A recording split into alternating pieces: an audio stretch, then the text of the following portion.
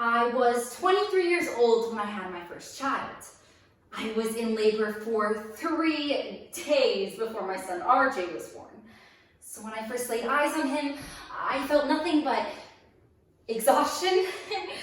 It wasn't until about an hour later when he was wrapped up in my arms, and I felt it. That rush of maternal love. I had another child, a daughter, Emma, and I raised the kids by myself. Fast forward, the kids are in high school and they're doing great. RJ is cast as the lead in his school play, and he has to get his hair cut. And I remember him walking out of the barber shop, and he had a crew cut, and he was 6 feet tall, impossibly handsome. And he had this shy smile. And I remember thinking, this is the man that he's becoming. A few months later, a cop showed up at our front door. Are you RJ's mother?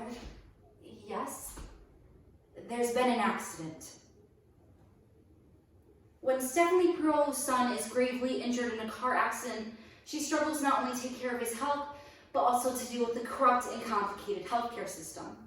This true story happens to families every single day, but it's now Stephanie's turn to bring awareness of her story of Walking with RJ by Stephanie Perolo.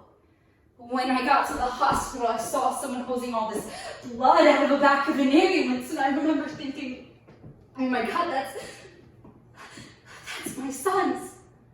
You see, RJ had been hit in a blind intersection.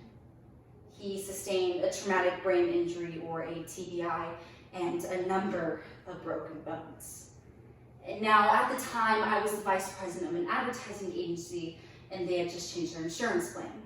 So while RJ's in the ICU, I make a phone call, and the voice on the other end says, ICU is covered, brain injury rehab is covered, skilled nursing facility. And I remember thinking, thank God I don't have to worry about insurance. I'm the vice president of the company, and I've done everything right. When RJ is discharged from ICU, he's transferred to a rehab facility. Shortly after we get there, someone says, I'm sorry, it seems that RJ's rehab benefits are up on Friday. No. I was told by my insurance company that this facility is covered for at least 60 days and possibly more.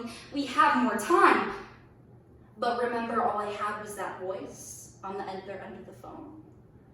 And without written proof, without my summary plan description, I couldn't prove it. Months passed, and I kept calling my insurance company, and they'd be telling me the same thing, and I'd say, you're giving me information you're looking at, just give me a screen grab of the information you're looking at. But they wouldn't. And you see, this is when I realized this is not a bureaucratic mix-up. This is intentional, and this is illegal. It turns out this is a violation of a law called ERISA. I was entitled to the details of my insurance policy. So I called a lawyer. I can help you, but you're gonna have to give me a retainer of at least $30,000. Well, I'm a single parent. I paid $15,000 to set up a hospital room in my house, pay a nurse to sit with my son so I can go to my job, so I can stay employed, so I can pay for this insurance. I don't have $30,000. I'm sorry, babe. I can't help you. Where am I supposed to take him? You see, there is a particular cruelty to having to fight your insurer for benefits while you're caring for your own sick child around the clock. I was also concerned about getting fired, so I applied for and was granted FMLA leave. Shortly into this leave, I was fired. These things are illegal, but it's not like we can just call the police on a corporation. And I couldn't afford an attorney. I found a facility that would work with RJ, and I decided to put him into a nursing home. This one time, Emma and I were visiting him, and Emma was teasing him, and he flipped her off. And I got super excited because that's like some big time manual brain dexterity happening right there. And he turned to me and he put his finger down because brain injury notwithstanding, he was not about to flip off his mother.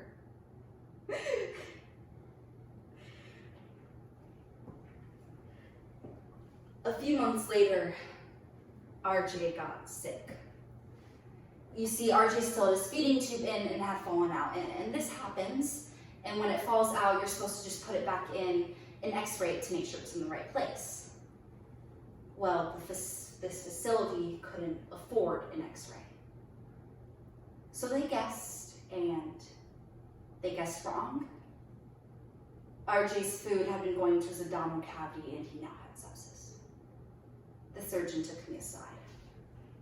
Now I can operate on RJ, and I might save his life, but he is going to go back into a deep coma, and he is never going to come out. Or you can let him go.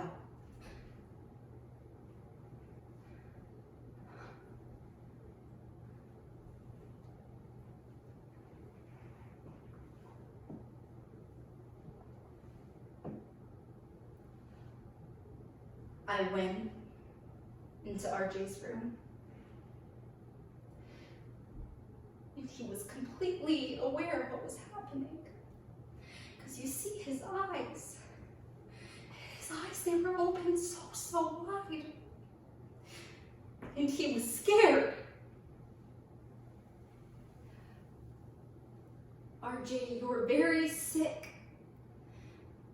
And the doctors, they can't fix you this time, honey. So you're gonna go to God now. My dad's gonna be there and he's gonna comfort you. And I'm gonna be there soon, okay?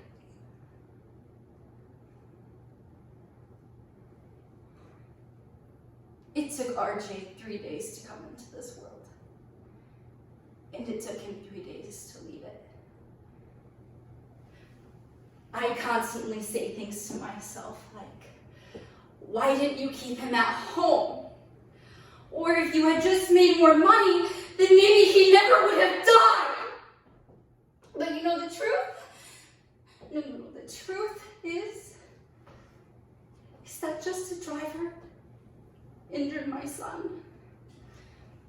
But greedy corporations, that's what killed him. Between RJ's accident and his death, he was only able to say a handful of words. And the word he said most, it was Mom.